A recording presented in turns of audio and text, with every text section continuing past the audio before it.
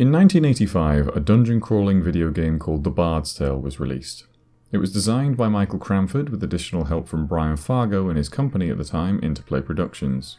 It was very successful and would be followed up by The Bard's Tale 2 the following year and The Bard's Tale 3 in 1988, though Cranford had departed by this point due to a falling out and thus had no input on the third installment. But for a game creation system aptly named The Bard's Tale Construction Set, released in 1991, the series would disappear until revived by Fargo himself with his new company, inXile Entertainment, in 2004 with a spin-off once again called The Bard's Tale. Fargo would actually, still with inXile, go on to create The Bard's Tale 4 in 2018, 30 years after the third game. But that's for another time. Today, we will be taking a look at the 2004 spin-off. Fargo held only the rights to the name at the time and thus was unable to use any of the plot, characters or locations from the mainline entries, though there are some subtle references among the game's locations. As a result, they decided to go in a different direction with an emphasis on streamlined action-adventure gameplay and parody humour, the player taking control of a character known only as the Bard, a stereotypical lecherous rogue, interested only in coin and cleavage, who is accompanied throughout his adventure by the faceless, fed-up and fourth-wall-breaking narrator. The Bard's Tale begins with a flash forward, or at least I think it does, kinda hard to make out in this small fuzzy little box. The Bard, surrounded by an assortment of oddities, is attacked by some sinister figures in robes. Then we're taken back to not that long ago. The Bard is wandering through the village of Houghton and arrives outside a pub. He summons a rat which runs inside the inn and then heads inside himself to rescue the woman who owns it. She promises him a reward if he gets rid of the rat problem in her cellar. The Bard descends to discover that the rat is somewhat larger and more fire-breathing than expected. Fortunately, there is a cryptic Scotsman hiding in the shadows who's there to teach you the controls, including how to summon creatures via a bit of song and magic. It's magic.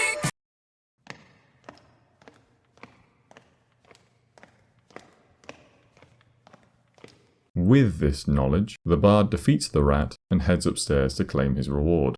Tutorial Scotsman advises the Bard to find a trow, a mischievous creature from the folklore of the Orkney and Shetland Islands in Scotland, called Bannerfeet in the nearby Fairyhaunt Woods, who can teach him more magic. After some badgering, he admits that he is not simply helping you out of charity. You see, I belong to an ancient order. We've travelled the land for years now, seeking men such as yourself to... Aha! I knew it was something like that. I'm not joining anything. But I will take your advice and find this trow. It probably won't come as a huge surprise to hear that after collecting the new magical song from Bannerfeet, he ultimately does travel to the next city to meet Tutorial Scotsman's brothers from the Ancient Order.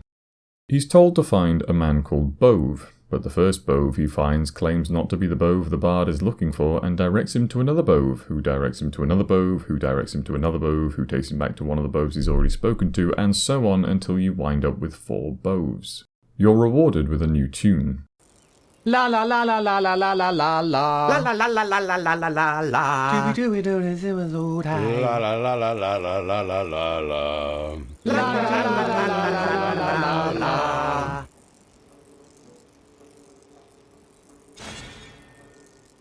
Well, rewarded might be a bit of a stretch. You then meet yet another Bove who explains that the Princess Carle, who has been imprisoned in an ancient tower and must be rescued to keep evil from sweeping the land, has chosen the Bard to be her rescuer.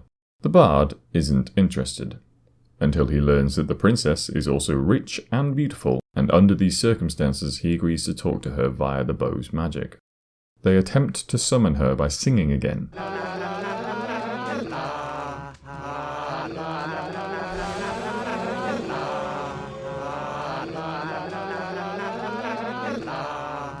Oh, bull! The bell! But it turns out one of them has lost the bell they need to complete the ritual to a farmer while gambling. So, you need to go and get it back. You do so, ultimately killing the farmer's bad-tempered horse and taking the bell off its corpse. However, when you return... That's a nice little horse bell you've got there.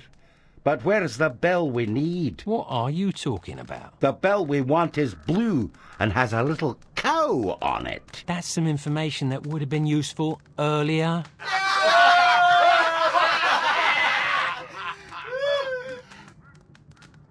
Anyway, they start singing again. It's astonishing that this is the best they could come up with. I assume it was done for comedic reasons, but frankly I think it would actually have been funnier if they were really good. The princess persuades the bard to help her out by appealing to his nature. I want you to take those images in your head right now. Think of having them thrice daily, and then rethink if you'd like to help me.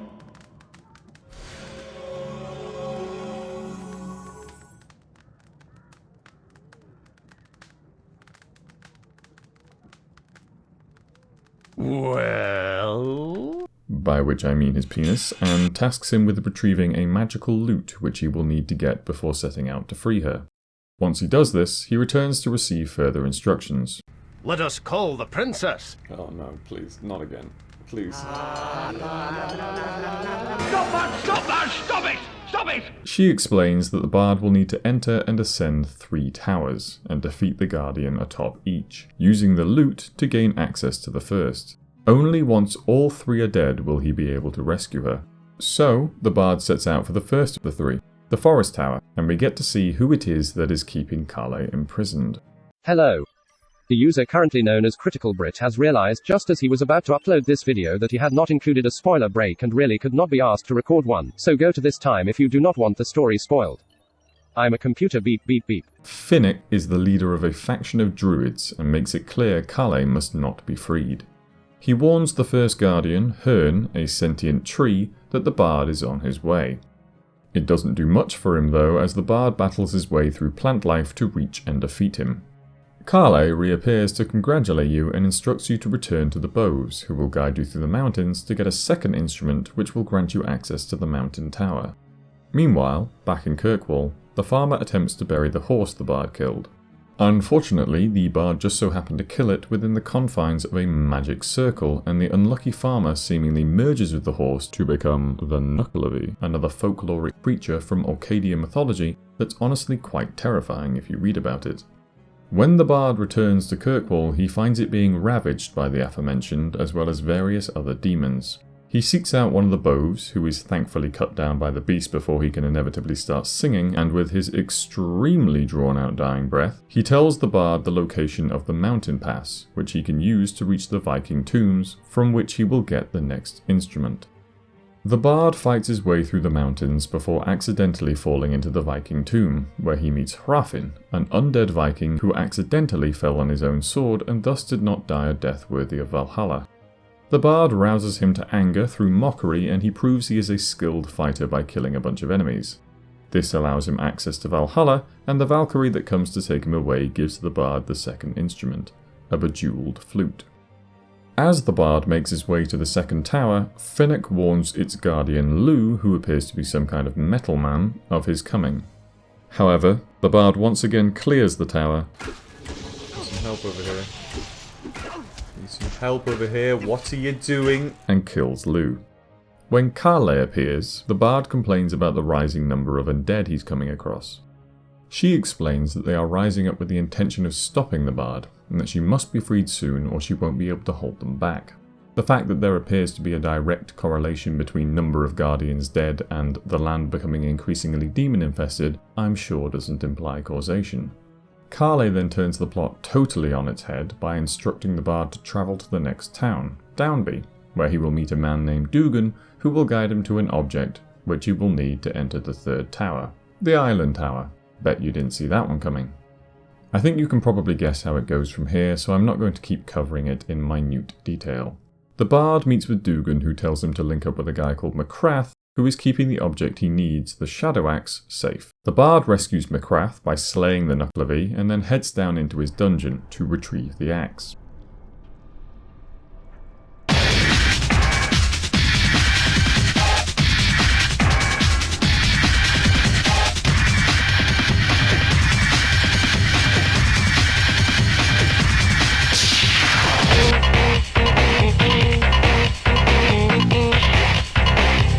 Then he travels through an undead village and through some mines inhabited by furbolgs, which I assumed were more creatures from folklore, but actually they appear to be from Dungeons & Dragons.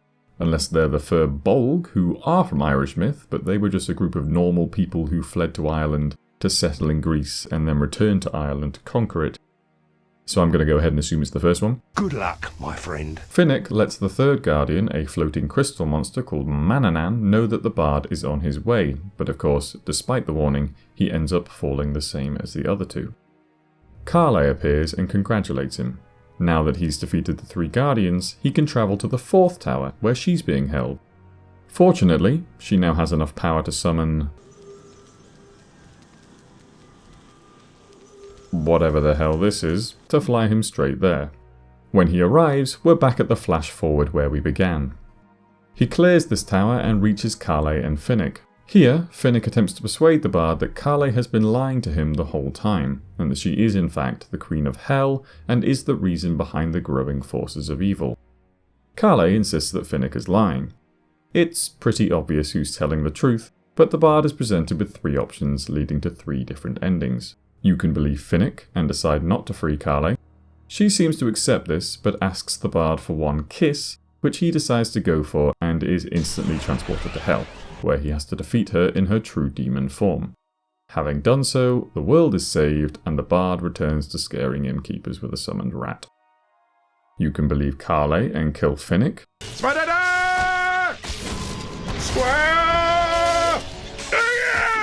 The fuck you say to me, you little shit? Carle is freed, turns into her demon form, plunges the world into darkness, but the bard gets to live by her side. Or, you can leave. The bard chooses neither of them, leaving Carle more powerful but still imprisoned, and Finnick forced to remain there to keep her so. The world is not quite swept by darkness, but it is still swamped with undead. Who says the undead don't know how to party? As you probably noticed, it's a very formulaic plot. You've been set a task to defeat the evil forces and thus must kill 3 guardians residing in 3 towers, with the plot progressing as travel across land to retrieve object to allow access to tower. Repeat. And then chucking in an obvious twist. You'd be a fool to go into this game assuming that the story was going to be more complex than that. Well, I suppose it could have been a little more complex than that, but if you knew anything about the game before going into it, from promotional material or interviews, what you'd be primarily expecting is laughs. It's fairly apparent that the studio really wanted to stress how funny the game is. Brian Fargo even said in an interview with GameSpot, it also breaks entirely new ground across all genres in the area of humour, because in our game it's pervasive, while in other games it's an afterthought, if it's there at all. Which is a bold claim. I think I've given something of a taste of the game's humour while covering the story, but let's take a look at a few more examples. Overall, the game is generally parodying fantasy RPGs. That's its standard tone. Things like, And then the bard looted the chest which contained the widow's most precious... Wait a minute. Did I read that properly? You're stealing from her? I wouldn't call it stealing, exactly. I mean, people leave all kinds of things in chests, and they never seem to object when I help myself. Think of it as a public service. I mean, who knows how cluttered these chests might become if I didn't do my part to help clean them out. In hindsight, I'm surprised it took the bard this long to get his hands on Mary's chest. The bard, having slain the random wolf, found that it had digested not only the contents of a small treasury, but also various household goods. Wait, am I reading that correctly? This can't be right. You'd be surprised. I find all kinds of things inside these beasties. Do I ever tell you about the time I killed this rat and out popped an entire chest? Well, I'm just going to skip those passages in the future. What? That's a major source of income. Your advances are for naught. I guard this lever, which controls these gates, by which you cannot pass. Why do you guys always put the lever to a gate in front of the area you're trying to protect? Try putting it behind the gate. Next you'll be telling me the keys to the doors are hidden in some random chests throughout the tower. These are all pretty low-hanging fruit. Jokes that have been made many times before. Admittedly, probably not quite as much back then, but I'm sure still enough. They're okay, as in-between moments just to keep the game's tone in place, but it's going to take more to be considered funny. I'm going to use 3 examples to demonstrate 3 different reasons why it isn't. The first indication I got that this was not going to be the case was fairly early on. In the starting village of Houghton, a man asks you to get rid of a bugbear that's terrorising the village. However, when you confront the bugbear and defeat it in battle, it surrenders, revealing that it is actually a man in a costume. I'm not a bugbear. I'm just a dirty old bastard running around in a smelly old rug with a bucket for a head. Go ahead, take all my silver. I don't need it anyway. I was saving it all up for a date with the widow McCleary, until she found out I'm still living with me mother. Now she won't even speak to me. You know what else? I'm 42 and still a virgin. How pathetic is that? Ah, just kill me, please. Just get it over with. You're just pathetic. You can't even kill him afterwards, despite the fact that doing so would fit perfectly within the game's tone, and thus ruins what little or punchline there was. This one demonstrates how some of the jokes are just plain weak efforts. When you're ascending the second tower, you come to a room full of metal women who have locked the gate and refuse to let you pass. Don't ask me what is going on with these metal people, I really have no idea. So, the bard summons a rat.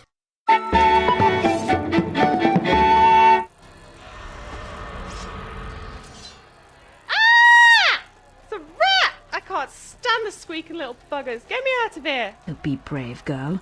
That wee thing cannot hurt you.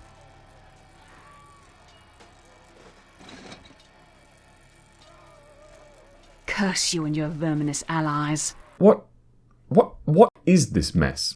Let's ignore for a moment the fact that the women are scared of rats joke has already been used and focus on the actual scene. This has to be the most obvious case of dragging someone off the street to perform a character I've ever seen. I mean, listen to that conviction. Ah! It's a rat! I can't stand the squeaking little buggers. Get me out of here. And as for the other one, would it not have made more sense to have one of these women showing no signs of fear? Why is she reassuring them in a calm, measured tone that they have nothing to be scared of while she scampers around like the rest of them? I can't even tell which one she is. This one demonstrates just how awkward some of these cutscenes are. Whether it be delivery or often just timing, ruining something that could have been at least vaguely amusing. Right the way through the game, there are these long pauses and slow pans which kill any momentum that a joke might have had. Ah, the sword. I agree, it does belong in your possession. Allow me to repay you for your hospitality earlier. Here, catch!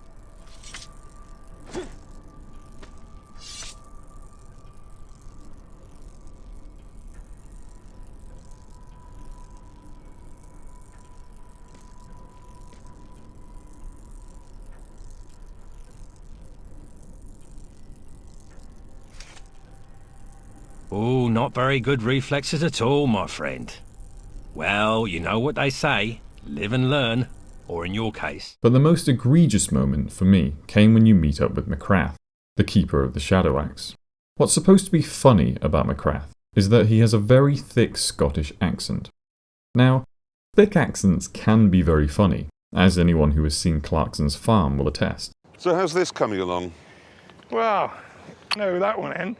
I mean, like I told these, I mean, this is if animals, if a horse or pushes, you'll pull a great load. No, I'll tell you what, there was a quarry, that field's called a quarry. Yeah, yeah. And then you indulge with these boys then. See what I mean? Oh, yeah. However, when it comes to McCrath, rather than find someone with a very thick Scottish accent, or at least find someone who can do an impression of a very thick Scottish accent, the voice actor is clearly just speaking gibberish. With subtitles, it's evident that he's generally not even attempting to get close to the script. That is, provided the subtitles match the script he was given. If he was given one at all, it's hard to tell. However, when you get to the entrance of his dungeon, he clearly mentions the Shadow Axe. Yeah, the entertainer, gang on and fix that Shadow Axe. What on earth are you gibbering on about this time? Oh, you corned beef! There's that play done. But if you continue to try to get in, the bard insists he'll have to take McCrath back to Dugan to translate. So you have to travel all the way back to Downby, back to the inn where Dugan is, just so Dugan, who can obviously understand Macrath perfectly, can send you back to the same dungeon that you just came from so that Macrath can let you in. There's a GameSpot review from 2005 which concludes that the game is not as funny as it thinks it is, and nowhere is that more clearly demonstrated than here. Fargo's comment about the humour in this game being pervasive might have been marketing speak, but the impression one gets is that they really did think that they had nailed the comedic element, and I'm here to tell you that they absolutely did not. Can a product so clearly reliant on being funny succeed if it isn't? Let's find out. The Bard's Tale is a top-down action RPG akin to Diablo, a mouse clicker where you journey through multiple landscapes fighting a variety of enemies to reach bosses. While you can guide the bard using the mouse, I found this to be very wonky, and as soon as I realised you could use the WASD keys, I quickly switched. You click to attack, and you use space to block. It has, however, been simplified in a couple of key areas. 1. There is no inventory. You can change the type of weapon you would like to use, for example, a two-handed sword or dual wielding, flail, bow, etc.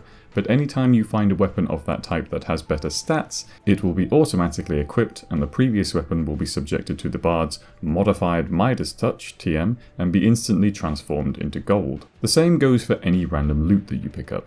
While these kinds of games are known to be loot fests, I can't say I mind this change too much, but only because all the stuff you can pick up is passive. There's no crafting or armor sets or active items, and we'll circle back round as to what effect that has on the game. But as they aren't included, there's no reason to clog up an inventory that exists only to force you to seek out a shop owner and sell it all every time you're in a town. 2. There are very few abilities in the game, and they tend to be weapon specific. They range from the uninteresting but at least useful, like knocking your opponents down after blocking, to the utterly useless, like the dual wield ability Blade Dash, which never activates when you want it to, does activate when you don't want it to, and can't be steered, negating its potential to do any meaningful damage whatsoever. The loss of these abilities, which are typically assigned to numbered hotkeys in other games, is felt more keenly, and is probably the biggest factor in why the combat becomes so monotonous. To replace this, they've implemented summons.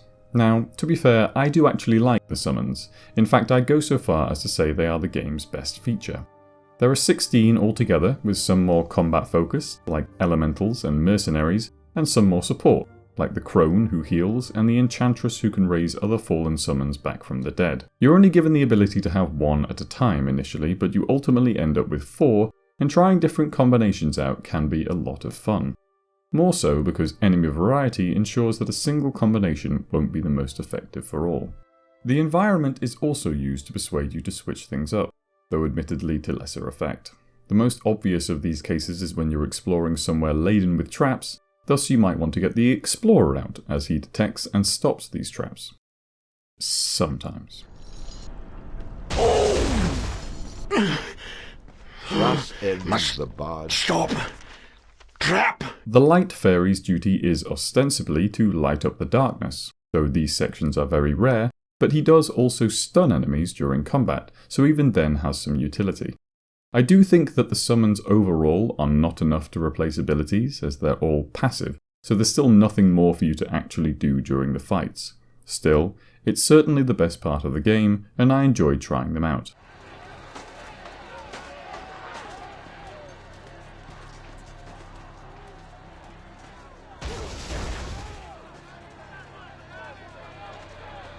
When they work. You do get to level up in the game, each time choosing which of your 6 core attributes you want to increase up to a max of 20. Again, some of these are clearly more useful than others. Strength, which increases your melee damage, Vitality, which increases your health, and Rhythm, which increases the power of your summons, are all useful.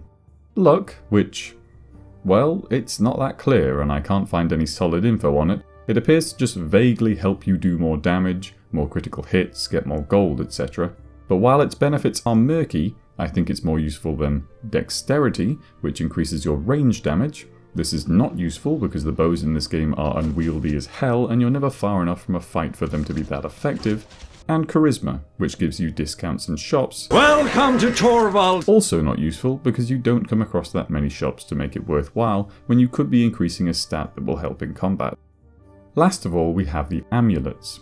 You receive 4 amulets, one at the beginning and the other 3 after each boss fight. Each provides a powerful buff or effect during combat, but you have to expend adder stones to use them, between 1 and 3 depending on how powerful you want the buff to be. These can be useful in tight situations, but those are fairly rare and I found it quite easy to forget about them altogether. I generally only made use of the first amulet, which heals you to full health for only 1 adder stone.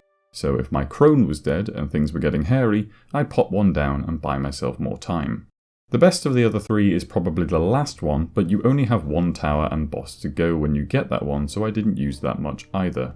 There just weren't many situations where I felt like using these amulets was going to solve my problem, and as a result, I still had over 100 adder stones remaining by the end of the game. On the whole, the combat wasn't great, which is a shame because that's most of the gameplay. The lack of options during combat make for extremely repetitive fights, a mixture of swinging and blocking and little else. Encounters generally aren't challenging, including bosses, and the hairy situations I mentioned before are almost entirely created by volume of enemies. Too many and they will surround and stunlock you to death.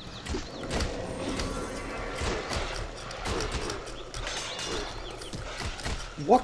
What?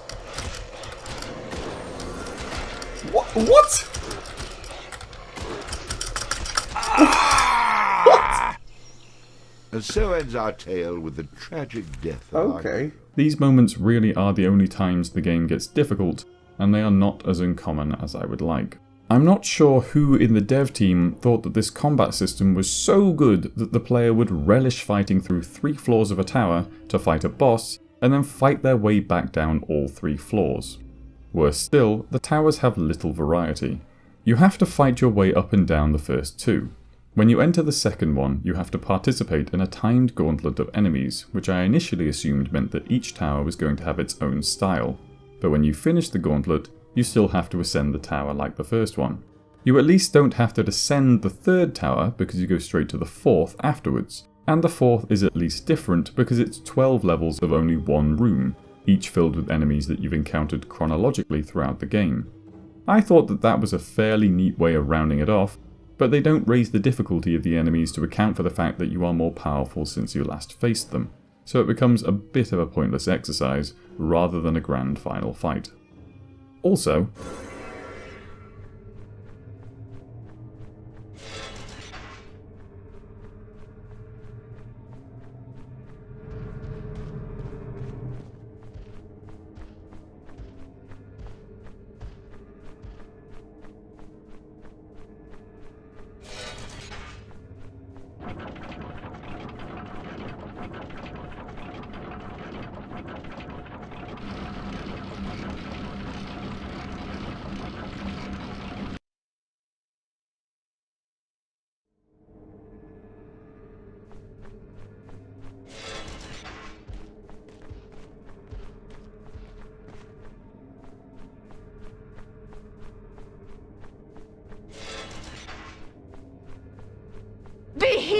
that plays between all 12 levels. Outside of combat, there isn't much gameplay-wise. Anyone hoping for a rhythm game is going to be disappointed. Exploration is encouraged to find new gear and new or upgraded summons, but this is usually just a case of travelling through more bland corridors and fighting the enemies you find there. There is a nice/mean dialogue system where you can choose how you want to respond in conversations, though as the bard is a dick, it's more of a sarcastic/aggressive dialogue system. There are no previews as to what he's actually going to say, and it doesn't matter much either way. There are some cases where it has an effect, but only ever a minimal one. For example, if you're nice to the farmer in Kirkwall, he will set you a task of killing some birds, which turns out to be something of a prank as the birds are sitting on demon scarecrows. If you're mean to the farmer, he won't set you this task at all. There were times where I thought it would have an effect, like when you're talking to Harafin, the undead berserker. I thought you might get 2 different outcomes depending on how you speak to him, but you just have to be mean to him, otherwise you can't progress. Finally, there's an overhead map for traversing between locations. This gets steadily more populated with enemies as the story progresses. If an enemy catches you, you have to kill a set number of them to progress, and as I really had enough fighting to do, I generally did my best to avoid them at all costs. Visually, I wasn't very impressed either. I don't feel the graphics have aged very well. The character models are often repeated, and along with the environments, everything's rather dull, particularly the colours. There was never any point where I thought something looked pretty, or cool, or even just interesting. Obviously, I give the game a pass up to a point, as it is nearly 20 years old, but older games can still have a visual style that continues to impress, and I don't think this is one of them. It shares the same graphics engine as the Baldur's Gate Dark Alliance series, and I haven't played those games, but glancing at them leads me to believe I would have similar criticisms of how they look.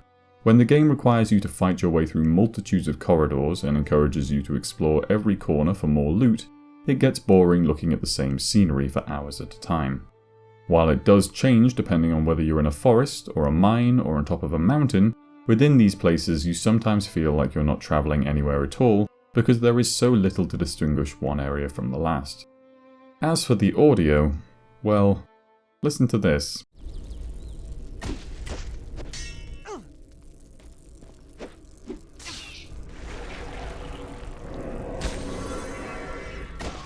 I'll admit it took me a little too long to realise this, but it really stuck out when fighting this first tower boss.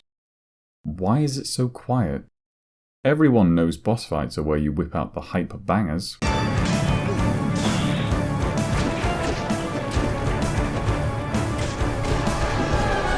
I checked the options to see if the music had been muted somehow and couldn't find music volume, because there is no music. It might actually be the first game I've ever played with no music. I mean, Poo Sky is a game about an anthropomorphic poo jumping over inanimate poos, and it still has a soundtrack. Yeah. Alright. Okay.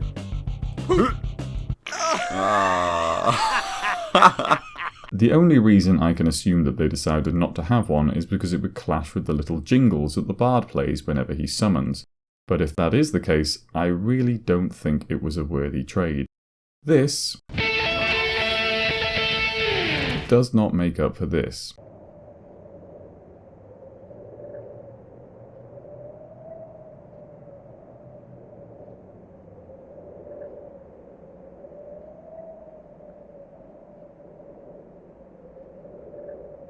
Of course, I say there's no music, but that's not entirely correct. There are a few special musical numbers throughout the game. Not that. A long time ago, way back in history, when all there was to drink was nothing but cups of tea, along came a man by the name of Charlie Moss, and he invented a wonderful drink and he made it out of glass. I have a special place in my heart for this one, as I actually first came across it years ago, randomly on YouTube back in my teens, at that age where I just started sneaking off to friends' houses to drink a few cans of lager and feel very grown up. I would sing it when I got tipsy, and even now I still murmur it to myself whenever I go to grab a cold one. I'm not entirely sure what relevance that anecdote has. I guess it's just my way of saying that this is a decent song. Probably the best one, which is a little unfortunate as it's the only one that isn't original. It's actually a folk song from the British Isles which has been covered numerous times. The songs aren't anything more than humorous interludes, but they do the job, and they can be especially welcome considering how starved for music you are the rest of the time. Knuckle of thee, I'm big and evil and heinous.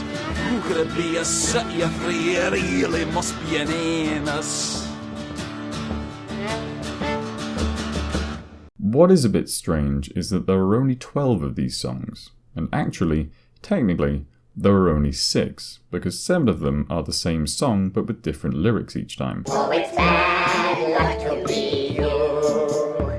A chosen one of many isn't you. When you think you're full of luck, in the boards you'll get struck. It just had to be the one with chipmunk voices. What's so strange about that? Well, if you'd let me finish, the game credits no less than 5 composers, and these are not unknown composers. They have, and had at the time, a sizable body of work each.